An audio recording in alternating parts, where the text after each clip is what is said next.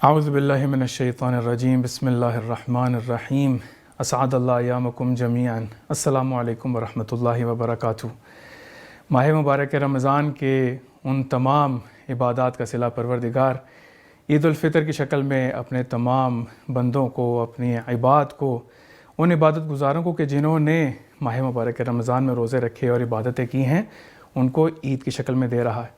آپ سب کو اس ماہ بندگی کے اندر بندگی کرنے کے بعد خداوند عالم نے یہ عید کا تحفہ دیا۔ ہم سب نور الولایہ کی ٹیم کی جانب سے آپ کو اس کی مبارکباد پیش کرتے ہیں۔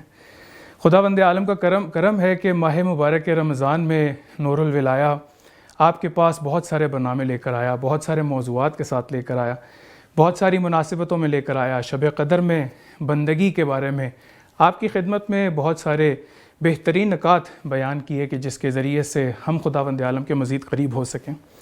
پروردگار کا شکر ہے کہ خداوند عالم نے ماہ مبارک رمضان میں انسان کو موقع دیا کہ وہ متقی ہو کر حجت خدا کے قریب ہو سکے، اپنے پروردگار کے قریب ہو سکے، اپنے رب کے قریب ہو سکے، اپنے خالق مطلق کے قریب ہو سکے۔ بس اس شکر کے ساتھ خداوند عالم کا شکر بجا لاتے ہیں مزید کہ پروردگار نے آج کی رات ہمیں عطا کی کہ جو عید کی رات ہے، تمام مومنین کو تو پورے جہان میں جہاں جہاں پر بھی ہیں سب کو اس عید کی خاص مبارکیں ہوں۔ خداوند عالم کا شکر ہے کہ پروردگار نے ہمیں متوجہ رکھا اس سارے مہینے میں کہ ہم اپنے زمانے کے امام کو یاد رکھیں، ہم حجت خدا کو یاد رکھیں۔ یقیناً ان تمام عبادتوں کے بعد انسان اس مقام پر پہنچا ہے کہ اپنی گاڑی کے اندر USB کو تبدیل نہ کرے۔ وہ تمام گناہ کے جو اس ماہ مبارک میں خداوند عالم نے ان سے پردہ پوشی کی ہے، وہ ستار العیوب کہ جس نے ان کے اوپر پردہ پوشی کی اور مغفرت کی ہے، یقیناً انسان اس عہد کے ساتھ اس عید کے دن میں داخل ہو رہا ہے کہ اس کو دہرائے گا نہیں۔ جہاں پر انسان قاطع رحم تھا، اپنے رشتہ داروں کا خیال نہیں رکھتا تھا، ابھی یقیناً صلہ رحمی کرے گا۔ جہاں پر انسان کسی بھی اور معصیت کے اندر متلوث تھا، پریشان تھا، خداوند عالم نے ماہ مبارک کے صدقے میں اس کو اس پریشانی سے نکال دیا۔ اسی عید کے حوالے سے انہی عید کی خوشیوں کو آپس میں تقسیم کرنے کے لیے ہمارے پاس یہاں پر اسٹوڈیو میں حوزہ علمیہ قوم کے دو بزرگ علماء موجود ہیں کہ جن کو آپ نے اس ماہ مبارک میں بھی دیکھا، ان تمام پروگرامز میں بھی دیکھا اور ان کی معروضات سے بھی استفادہ کیا۔ ہمارے ساتھ موجود ہیں مولانا سید ارتضیٰ حسن رضوی صاحب، السلام علیکم ورحمۃ اللہ۔ وعلیکم السلام ورحمۃ اللہ۔ اور ہمارے ساتھ موجود ہیں مولانا سید ظاہر عباس، السلام علیکم۔ وعلیکم السلام۔ آپ لوگوں کا شکریہ کہ آپ مومنین کے ساتھ اس عید کی مبارکباد کے لیے، اس عید کی خوشیوں کو تقسیم کرنے کے لیے ہمارے ساتھ یہاں پر موجود ہیں۔ عید کی بہت خوشیاں ہیں سید، یقیناً آپ لوگ سادات بھی ہیں اور آپ کی رگوں میں وہ خون موجود ہے کہ جو اہل بیت کا خون ہے، اور یقیناً معصومین علیہ السلام بھی فرماتے ہیں کہ ہمارے شیعہ وہ ہیں کہ جو ہماری فاضل طینت سے خلق ہوئے ہیں، ہماری خوشی کے ساتھ خوش ہیں، ہماری غمی کے ساتھ غمگین ہیں، اور یہ طرح امتیاز ہے تشیع کا، یہ امتیاز ہے۔ یقیناً اہل بیت علیہ السلام آج راضی ہیں، آج خوش ہیں ان تمام عبادات سے، ان تمام بندگی سے۔ تو یقیناً ہم لوگوں کو یہ معلوم ہونا چاہیے ہے کہ ہمارے اہل بیت، ہمارے معصومین، ہمارے وہ اولیاء کہ جن کو دیکھ کر ہم لوگ خداوند عالم کی عبادت کرتے ہیں، بندگی کرتے ہیں، کس طرح سے اہل بیت کا جو مومن ہے، اہل بیت کا جو چاہنے والا ہے، اس عید کی خوشیوں کو کیسے منا سکتا ہے؟ اعوذ باللہ من الشیطان الرجیم، بسم اللہ الرحمن الرحیم۔ میں بھی تمام ناظرین کی خدمت میں اس مبارک دن کی تبریک پیش کرتا ہوں۔ بابرکت دن ہے اور ایک مہینے کی زحمتوں کے بعد، تگدوں کے بعد اب خدا نے خود اس دن کو ہمارے لیے عید قرار دیا ہے، اور یہ بڑی سعادت ہے کہ خدا جس دن کو عید قرار دے تو پھر ہمیں عید ہی منانی چاہیے، کچھ اور نہیں سوچنا چاہیے، کیونکہ حکم خداوندی کے سامنے بندے خدا سرپیچی نہیں کرتا۔ بعض گوش و کنار سے خبریں آتی ہیں کہ عید کے دن بھی غم منانا چاہیے۔ غم کے بھی ایام مخصوص ہیں جو آپ نے بیان کیا ہے کہ خوشیوں میں خوش اور غمی میں ہمیں غمناک رہنا چاہیے۔ اس دن کے حوالے سے معصومین علیہ السلام نے ظاہر بات ہے کہ عملی طور پہ بھی اور گفتاری طور پہ بھی بہت زیادہ ارشادات فرمائے، اور ہمیں آج چونکہ گفتگو کی صورت میں ہے انشاءاللہ تو ہم اس گفتگو کو مل جل کے آگے بڑھائیں گے۔ اور سب سے اہم ٹاپک جو میں چھیڑنا چاہوں گا وہ یہ کہ کیا وجہ یہ ہے کہ ایک مہینے کی تزکیوں اور تمام مراحل سے گزرنے کے بعد ایک دن خدا نے مبارک قرار دیا، اور اس دن روزے کو بھی منع کیا گیا، حرام قرار دیا گیا کہ اس دن روزہ نہ رکھو۔ پیغمبر اسلام سے حدیث بھی وارد ہوئی کہ اس دن کو روزہ رکھنے سے اس لیے منع کیا کہ یہ خوشی کا دن ہے، خوشی منائی جائے۔ تو یہ جو خوشی منانے کی بات پیغمبر اسلام نے کی، اس کا مفہوم عوام میں اور ہمارے درمیان کچھ تھوڑا سا جو ہے وہ قابل وضاحت ہے۔ ہم یہ سمجھتے ہیں کہ آج عید کا دن آ گیا، صبح ہو گئی یا رات ہو گئی، بعض اوقات تو چاند بھی جیسے مکمل ہوتا ہے اور اگلے دن میں داخل ہوتے ہیں تو لوگ اپنے ڈیک جو ہے وہ سیٹنگ کرنا شروع کر دیتے ہیں اور لوگ اپنے میک اپ اور ساری سامان جو ہے وہ نکال۔ کیا واقعی یہ عید ہے پیغمبر اسلام اور ائمہ معصومین کی تعلیمات کی روشنی میں کہ ہم ہر دم ان کا دم بھرتے ہیں؟ کیا واقعی اس طرح کی عید ہم سے طلب کی گئی ہے؟ تو یہ ایک بے خیال میں گفتگو کو ہمیں چھیڑنا چاہیے اور اس پہ ہم بات کرنا چاہیے۔ یقیناً اہل بیت علیہ السلام کا جو چاہنے والا ہے جب محبت کرتا ہے اہل بیت سے تو ان کی رضا کو، ان کے ناراضگی کو دیکھتا ہے۔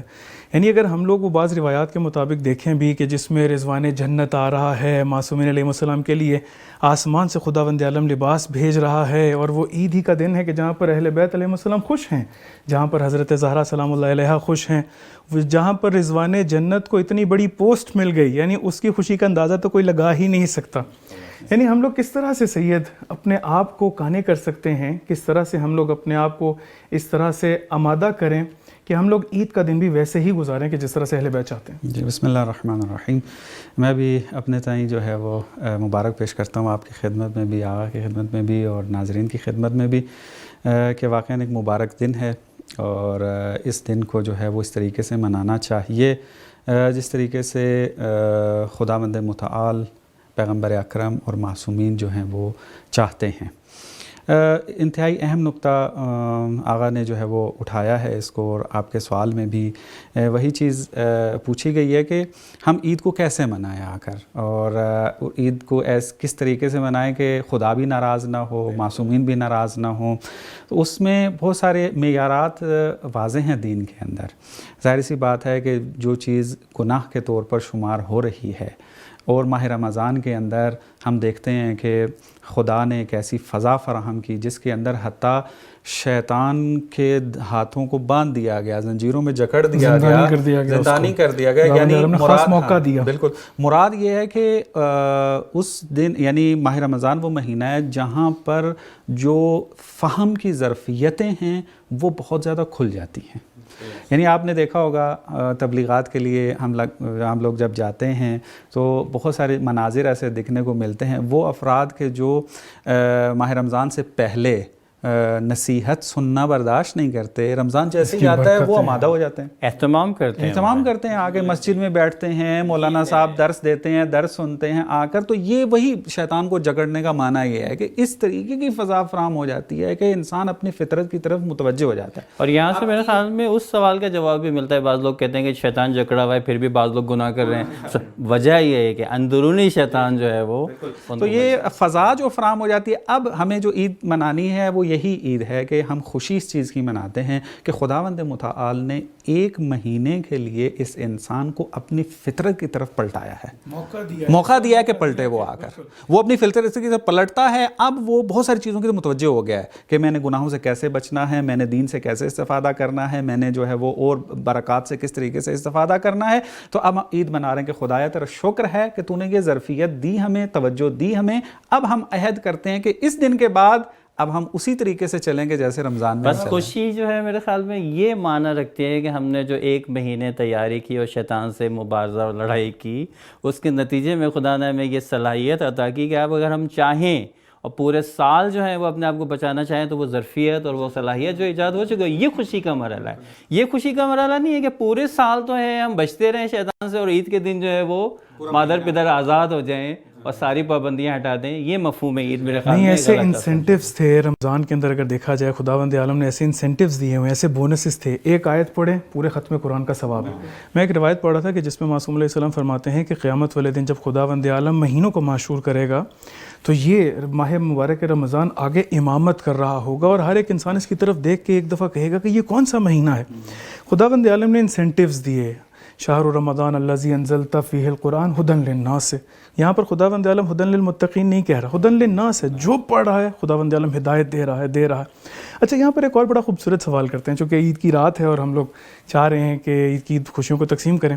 یہ جو عیدی دیتے ہیں، یعنی یہ جو بچوں کو عیدی دیتے ہیں، جو بزرگ ہیں وہ اپنے پوتوں کو، نواسوں کو، بیٹوں کو، بہوؤں کو، بچیوں کو یہ جو عیدی دیتے ہیں، یہ کتنا خوبصورت تصور ہے ہمارے پاس. کہیں ایسا تو نہیں ہے کچھ لوگ کہتے ہیں کہ یہ اسراف ہے، عیدی نہیں دینی چاہیے ہے. سید آپ کیا کہتے ہیں اس جی بارے میں؟ یہ بہت ہی اچھا ٹاپک چھیڑا آپ نے اور اس میں کھولنا چاہیے. واقعاً بعض اوقات ہم دین کی پابندی کرنے میں اپنے حد سے گزر جاتے ہیں. افراط اور تفریط دونوں چیزیں جو ہیں وہ خطرناک انسان کے لیے. اور یہ تو آپ چھوڑ دیں، روز جمعے کے دن روایات میں ملتا ہے کہ آپ اپنے گھر والوں کے لیے خصوصی اہتمام کریں، فروٹ لے کے جائیں، کوئی چیز خریداری کر کے لے جائیں، تاکہ گھر والوں کو خوش کرنا خود ایک عبادت ہے. تو اس لحاظ سے اگر عید کے دن صلہ رحمی انجام دیا جا رہا ہے، بچوں کو خوش کیا جا رہا ہے اور مباح طریقے سے خوش کیا جا رہا ہے، کیونکہ ہدیہ گفٹ دینا کون سے دین میں جو ہے وہ محبت کے لیے حقیقت ہے. امام جعفر صادق علیہ السلام کی روایت ہے کہ محبت بڑھاتی ہے. تو اس دن جو میرے خیال میں یہ تمام امور ہم انجام دیتے ہیں، اس میں دائرہ جو آغا صاحب نے بیان کیا وہ یہی ہے. اگر ہم گناہ کے دائرے میں داخل نہیں ہو رہے تو باقی سارے آزاد ہیں ہم.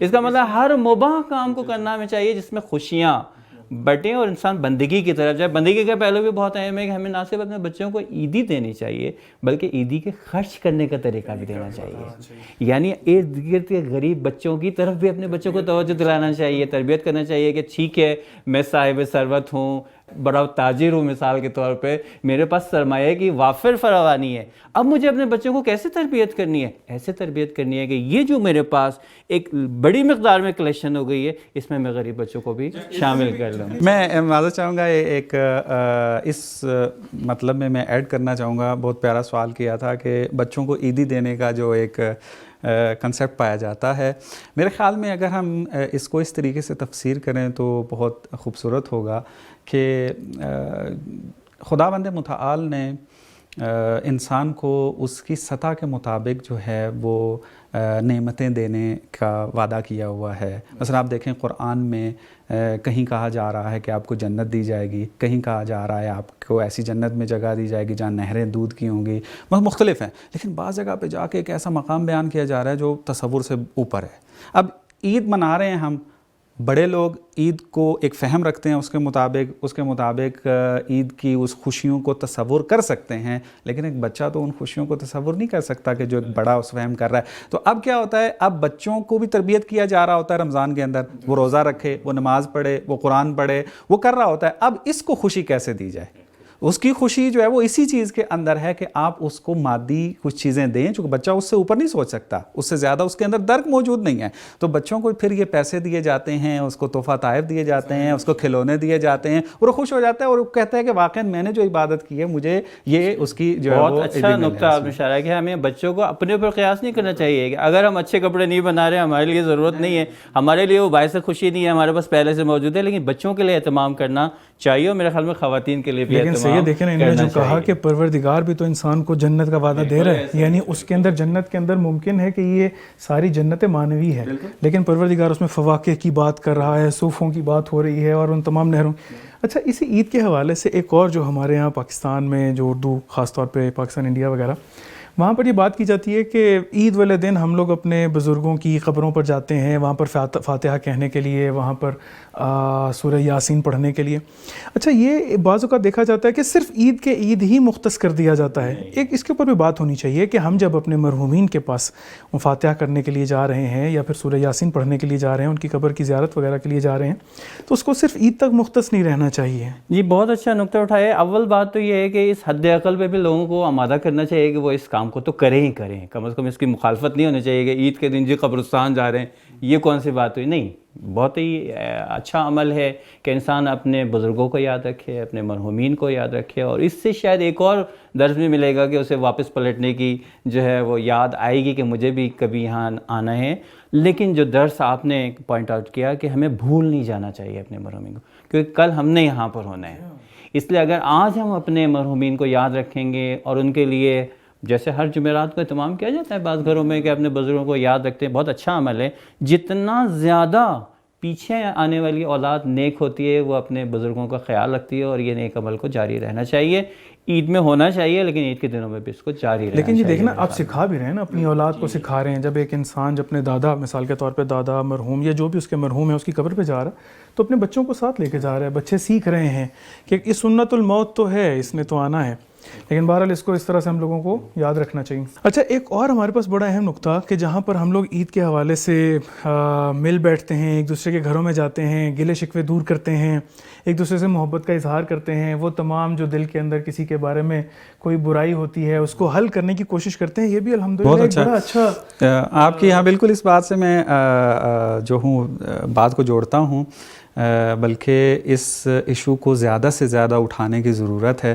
یہ صلہ رحمی والا جو ایک چیپٹر ہے, میرا خیال ہے کہ شاید کوئی ہی گھر ہو کہ جو اس مسئلے کے اندر مبتلا نہ ہو, کیونکہ شیطان نے قسم کھائی ہے مختلف طریقوں سے گمراہ کرنا ہے. اس کا ایک بہترین حربہ جو ہے گمراہ کرنے کا, وہ یہ رشتہ داروں کے اندر پھوٹ ڈالنا ہے. آپ دیکھیں دو سگے بھائی جو ہیں وہ آپس میں روٹھ جاتے ہیں, دو سگی بہنیں جو ہیں جو خونی رشتہ ہے, ایک گھر میں پلے بڑھے ہیں, 20-20 سال اکٹھے رہے ہیں, 25-25 سال اکٹھے رہے ہیں, لیکن جیسے ہی کوئی ایک ایسا ایشو آتا ہے ایک دوسرے سے دور ہو جاتے ہیں اور کئی سال تک ایک دوسرے سے بات چیت نہیں ہوتی.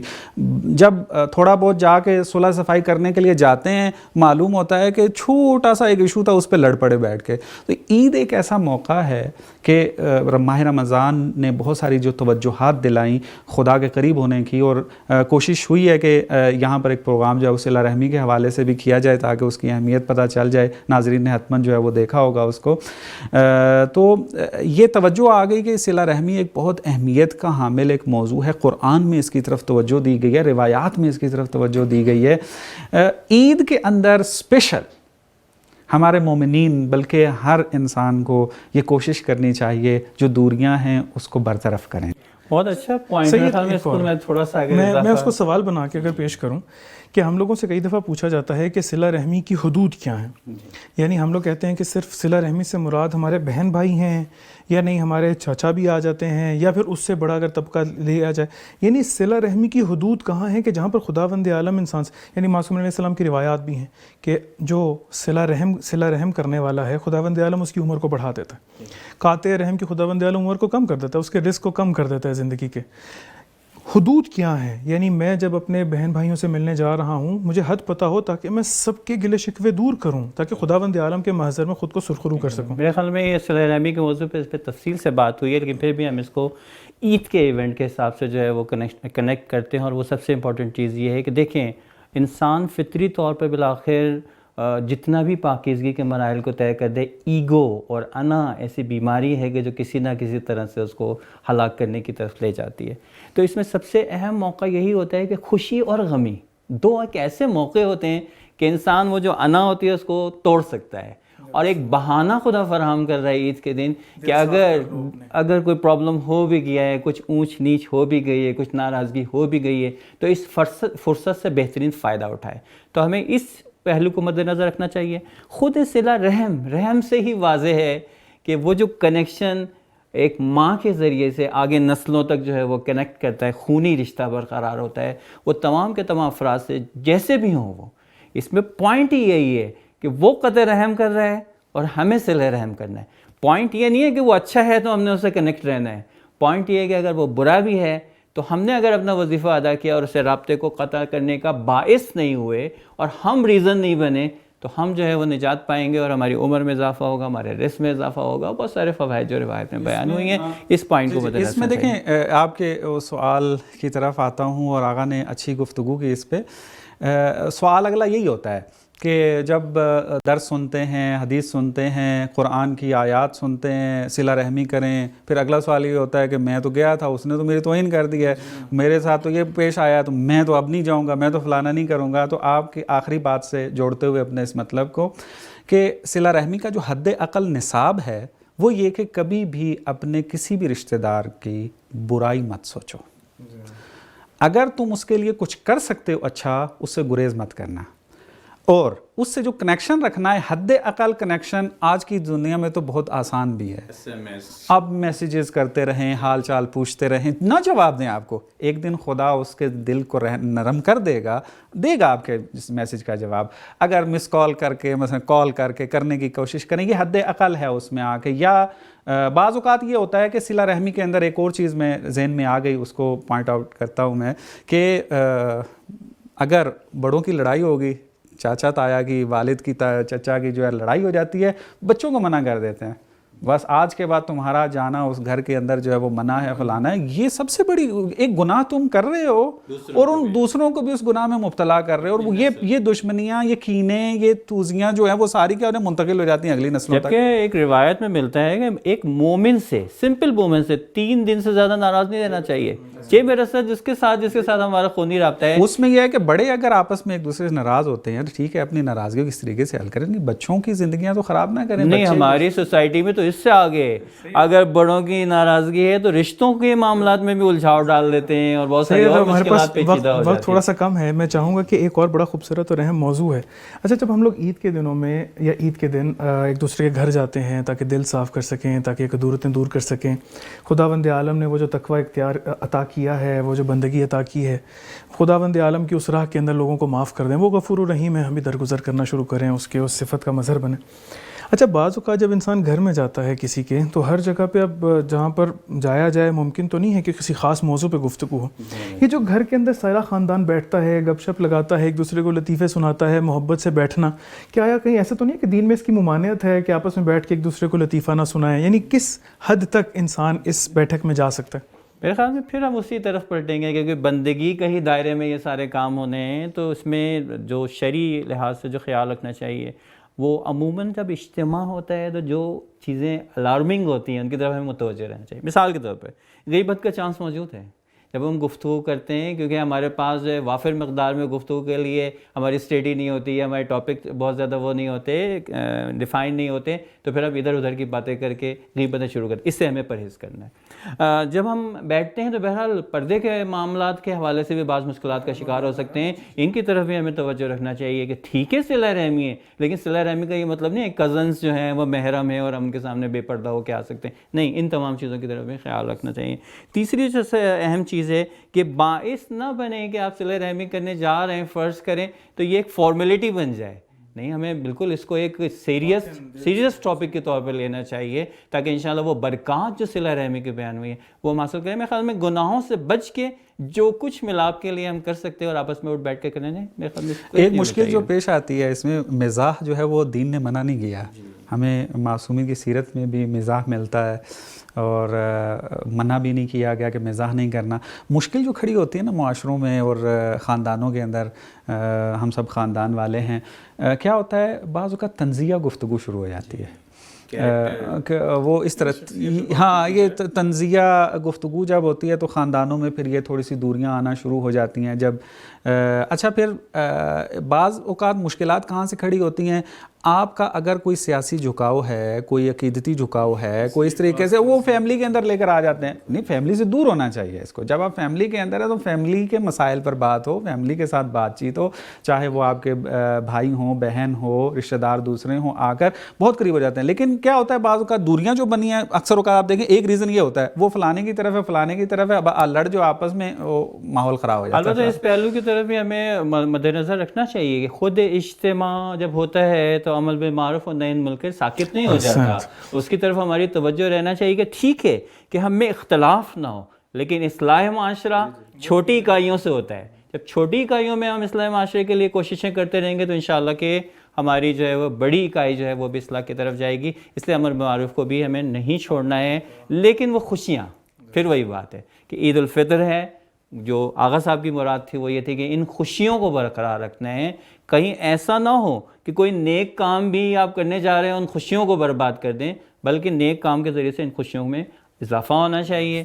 اور انشاءاللہ ہم تمام وقت میں گنجائش نہیں ہے، ہم تمام ناظرین کے لیے دعا گو ہیں کہ ایک اچھا و مبارک عید الفطر کا دن جو ہے وہ ان کو نصیب ہو. خصوصاً ایک اور اہم ٹاپک جو شاید باعث کدورت ہو سکتا ہے وہ چاند کے مسائل ہیں. اس پہ باقاعدہ پروگرام میرے خیال میں ہوا ہوگا اور وہ بہت اہم ہے کہ یہ بھی تعبد ہے. اگر آپ کے لیے چاند آپ کے مرضے کے حساب سے ثابت ہو گئے، آپ خوشی منائیں. ضروری نہیں کہ سارے ہی لوگ اکٹھے ہو جائیں تو آپ خوشیاں منائیں. جو ہمارا وظیفہ ہے، جو ہمیں بندگی سکھائی گئی ہے، اس کے مطابق جو ہمارا وظیفہ ہمارے لیے متعین ہوتا ہے، اس کو خوشیوں کی بربادی کا باعث نہیں. انشاءاللہ. بہت شکریہ سید ارتضیٰ حسین رضوی صاحب آپ کا، مولانا سید ظاہر عباس صاحب کا، اور آپ کے شکر گزار ہیں کہ آپ لوگ یہاں پر آئے اور ہمارے ساتھ مومنین کے ساتھ کے جو ناظرین اس وقت دیکھ رہے ہیں اور ان کو بہت زیادہ عید مبارک ہماری پوری ٹیم کی طرف سے، نور الولایہ کے اسٹوڈیو کی طرف سے. اور انہی تمام باتوں کے ساتھ کہ یقیناً عید کا دن انسان کے اس بندگی کے بعد خداوند عالم کی طرف سے وہ تحفہ ہے کہ جس میں پروردگار کی اطاعت ہی کر کے اگر انسان گزارے تو یقیناً وہ برکات، وہ نعمتیں، وہ خداوند عالم کی طرف سے جو رحمتیں نازل ہو رہی ہیں وہ باقی رہتی ہیں اور مستمر رہتی ہیں. ہمیں چاہیے ہے کہ عید کے دن کی خوشیاں ایسے منائیں کہ جیسے ہمارے معصومین چاہتے ہیں. عید کی خوشیاں ایسے منائیں، اس کے اندر یتیموں کو، ناداروں کو، فقیروں کو، مسکینوں کو مت بھولیں. اس دنیا میں جتنے بھی موجود ظلم کا شکار ہمارے بہن بھائی ہیں، یمن میں ہیں، شام میں ہیں، عراق میں ہیں، کشمیر میں ہیں، برما میں، جہاں پر بھی ہیں، ان کو مت بھولیے. اس عید کے دن میں اس پورے عالم امکان کی درمیان جو واسطہ خدا ہے، حجت خدا، ولی امر، ان کو مت بھولیے. ان کے ظہور کی تعجیل کے لیے دعاؤں کو جاری رکھیے کہ خداوند عالم ان کے ظہور سے اس کائنات کو منور کرے گا، ان کے ظہور سے اس کائنات کے جہل کو دور کرے گا. اگر اپنی جہالت کو دور کرنا چاہتے ہیں، تمام نعمتیں خداوند عالم کی شامل حال کرنا چاہتے ہیں، حجت خدا کے قریب سے قریب تر ہوتے رہیے کہ وہ حجت خدا، واسطہ فیض، ہمیں ہمارے خداوند عالم کے قریب کر دے گا. ایک دفعہ پھر آپ سب کو عید کی خوشیاں بہت بہت مبارک. ہم سب کو دعا میں یاد رکھیے گا. السلام علیکم ورحمۃ اللہ وبرکاتہ.